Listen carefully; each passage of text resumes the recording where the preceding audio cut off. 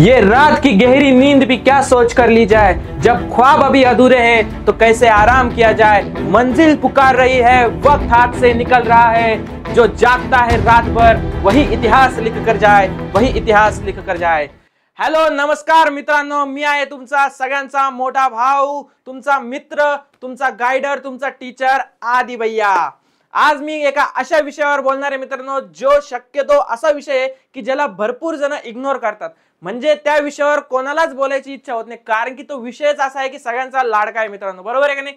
मग त्या विषयाला तुम्ही काय करता, इग्नोर करता। आता तो विषय कोणता आहे हे आपण आपल्या या व्हिडिओमध्ये बघणारच आहे, परंतु जर अजून आपल्या चॅनलला तुम्ही सबस्क्राइब केलेलं नसेल तर नक्की आता सबस्क्राइब करून ठेवा, कारण याच्यावर तुम्हाला असेच काहीतरी युजफुल व्हिडिओज तुमच्या एक्झामशी रिलेटेड मिळणार आहेत, बरोबर आहे की नाही। तर लवकर आपल्या चॅनलला सबस्क्राइब करा। आता मी जो तुम्हाला या व्हिडिओमध्ये जे सांगणार आहे ना, ते म्हणजे आतापर्यंत तरी कोणी सांगितलेलं नाही। म्हणजे हा विषय एकदम बऱ्याच जणांना पांचट विषय वाटतो, बरोबर नाही। पण मला असं वाटतं पर्सनली की मी जेव्हा माझ्या एक्झामची तयारी करत होतो किंवा माझे जे कॉम्पिटिटिव्ह एक्झाम आहे किंवा माझे स्टेट बोर्डची एक्झाम आहे, बरोबर नाही, मी जेव्हा त्याची तयारी करत होतो तर मला याचा खूप म्हणजे खूप इफेक्ट जाणवलेला आहे, बरोबर की नाही। तर हा विषय कोणता आहे मी मागे लिहिलंय बघा, विंटर इज कमिंग। म्हणजे विंटर इज कमिंग का म्हणलंय मी असं, बऱ्याच जणांना ती सिरीज माहिती असेल गेम ऑफ थ्रोन्स, त्याच्यामध्ये सारखं म्हणलंय बघा, winter is coming, winter is coming, winter is coming. म्हणजेच काय, विंटर हे काय करतं, त्यांच्यासाठी काहीतरी मुसीबत घेऊन येतं, म्हणजेच काय, काहीतरी अडचण घेऊन येतं, बरोबर आहे की नाही। तर मग ती अडचण आपल्यासाठी कोणती राहणार आहे ते आपण आज या व्हिडिओमध्ये डिस्कस करणार आहे मित्रांनो।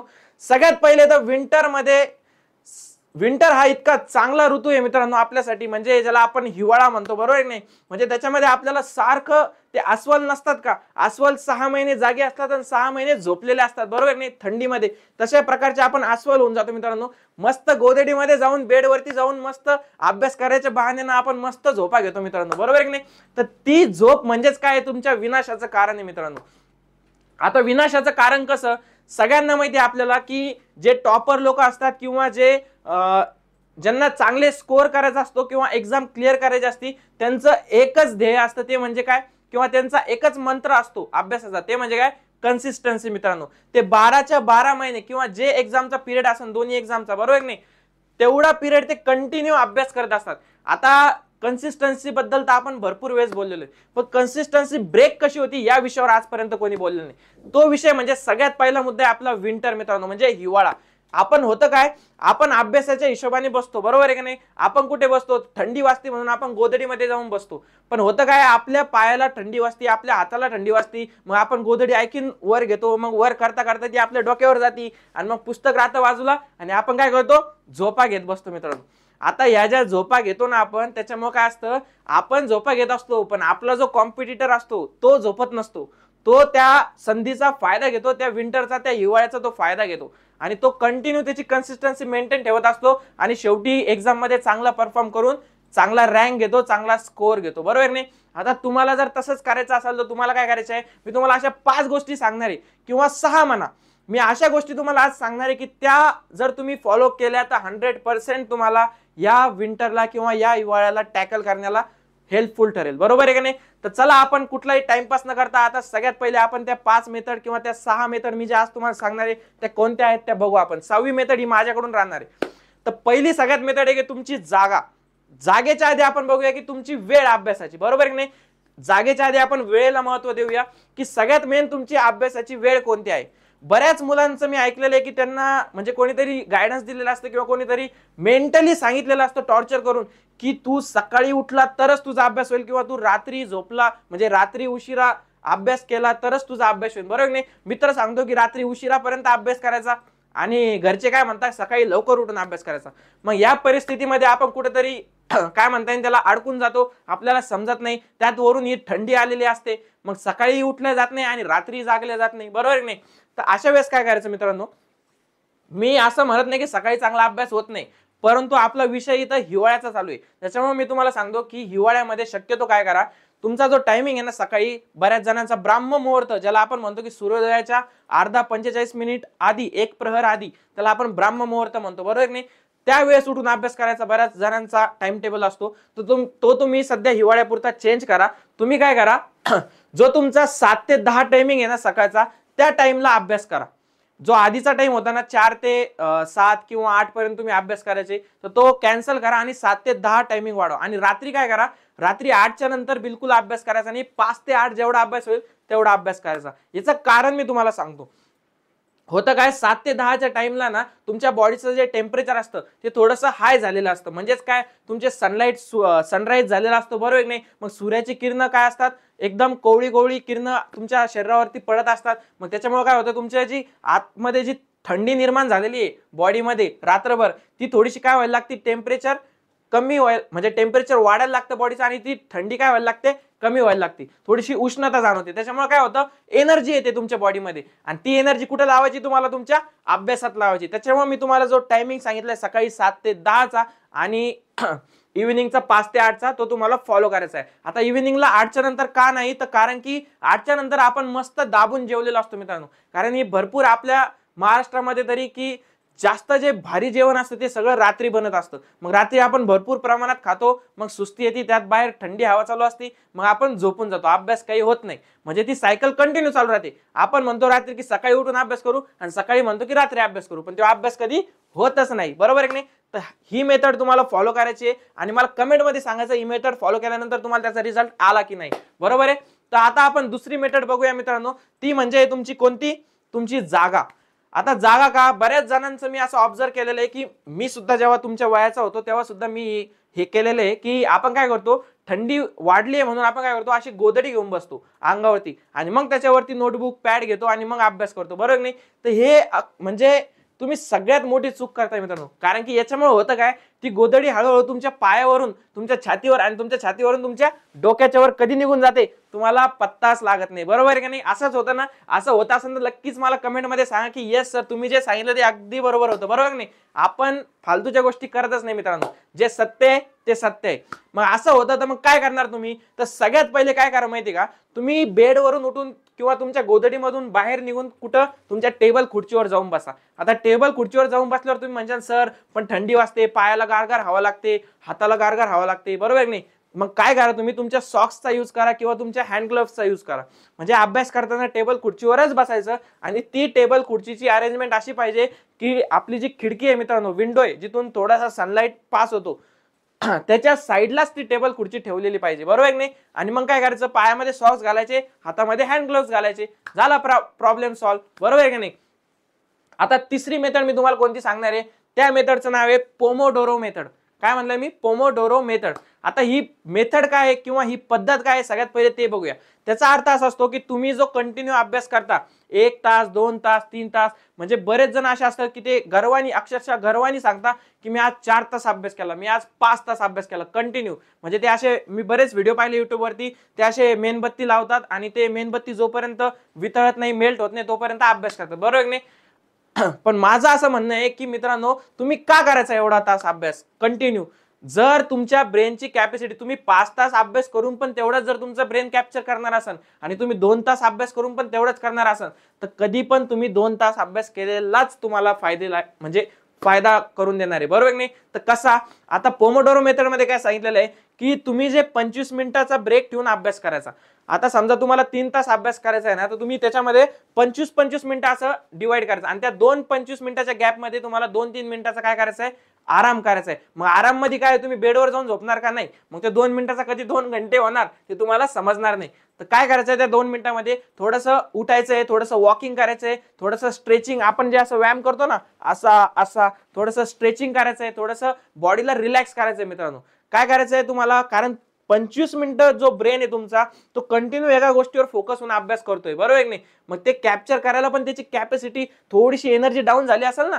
तुम्ही पण जिम मारताना ऑब्झर्व केला असेल, जेव्हा तुम्ही सलग 20 मिनिटं 15 मिनिटं जिम करता तेव्हा काय होतं, तुमच्या बॉडीची जी स्ट्रेंथ आहे ती काय होऊन जाते, कमी होऊन जाते. मग तुम्हाला मध्ये मध्ये थोडंसं वॉटर घ्यावं लागतं, थोडंसं प्रोटीन शेक घ्यावं लागतं, बरोबर नाही. मग वापस एनर्जी येते. तशा प्रकारचाच आपला अभ्यास आहे मित्रांनो. मेंटली आपण काय करत असतो, आपल्याला जिम देत असतो आपल्या ब्रेनला, बरोबर आहे की नाही? तर मग ती पोमोडोरो मेथड तुम्हाला हे करायची आणि जेव्हा 4 सायकल त्याच्या कंप्लीट होतील तुमच्या, तेव्हा एक मोठा 20 मिनिटाचा ब्रेक घ्यायचा आहे. त्याच्यामध्ये तुम्ही थोडंसं मोबाईल बघू शकता, थोडंसं चिल होऊ शकता, रिलॅक्स होऊ शकता, घरच्यांसोबत गप्पा मारू शकता, बरोबर आहे की नाही? ही सगळी पद्धत तुम्हाला, तिसरी आपली पद्धत जी होती पोमोडोरो पद्धत, ती तुम्हाला फॉलो करायची आणि याचा रिझल्ट नक्की येणार मित्रांनो तुम्हाला, बरोबर आहे? आता आपली सगळ्यात मेन चौथी पद्धत आहे. आता चौथी पद्धत मध्ये काय सांगायचंय मला तुम्हाला, की बऱ्याच जणांना आहे ना, आपल्याला आहे ना काहीतरी गरम पिण्याची किंवा काहीतरी अभ्यास करता करता आहे ना खाण्याची पिण्याची सवय असते, बरोबर की नाही? आता जे आपले काय म्हणतात त्याला हॉट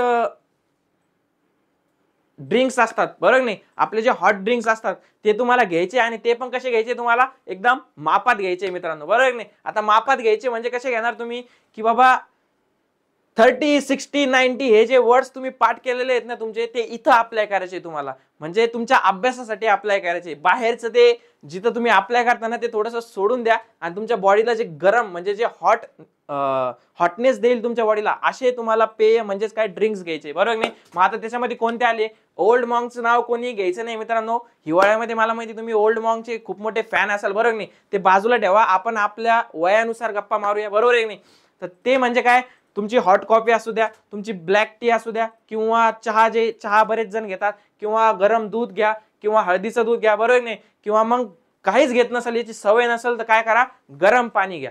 म्हणजे ह्या गोष्टी कंटिन्यू तुम्ही घेत राहायला पाहिजे, बरोबर नाही? ज्या ज्या ब्रेक घेणार आहे तुम्ही, किंवा 10-15 मिनिटांनंतर हॉट वॉटर पिलं पाहिजे. यानं होईल काय, तुमची जी गरमी आहे ना आतमध्ये शिरलेली शरीरातली, ती कमी व्हायला मदत होईल आणि तुमचा घसा किंवा थ्रोट म्हणजे ज्या पण गोष्टी आहे, बरोबर नाही, त्या काय होतील, मोकळ्या होतील आणि एकदम रिलॅक्स फील होईल तुम्हाला, मसल्स रिलॅक्स होतील, बरोबर आहे की नाही?